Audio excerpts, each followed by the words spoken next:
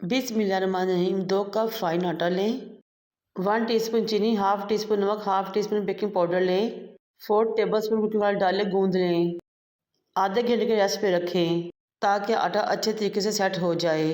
फिर बस अगेन आटा को गूंदें और नीट करें। फिर इसके 2 पेड़े रेडी कर लें बड़े साइज़ के। एक पेड़े को काउंटर पे लेके बेहतर बड़ी सी बड़ी सी रोटी रेडी कर लें। 1 टीस्पून आटा लेकर उसके ऊपर डस्ट करें और कुकिंग ऑयल से अच्छे तरीके से ग्रीस करें। फिर आपने पिज़्ज़ा कटर लेना है, बीच-बीच उसकी पट्टियाँ से स्ट्रिप्स या लच्छे काट लेने हैं। एक तरफ से इसको फोल्ड करना शुरू करें, बड़े से रोल की शक्ल में रेडी कर लें। जब रोल रेडी हो जाए तो हल्का सा दबाएं ताकि तमाम लच्छे अच्छे तरीके से सेट हो जाएं। एक तरफ से हाफ तक फोल्ड करें, एक तरफ से भी हाथ तक फोल्ड करते हुए पहले फोल्ड के ऊपर रख दें और दबा दें। डबल लेयर्स वाला डबल तवा वाला लच्छा पराठा रेडी है। हाथों की मदद से थपथपाते हुए बड़ा करें, तवे पर डालें और क्रिस्पी गोल्डन कर लें ऑयल लगाते हुए।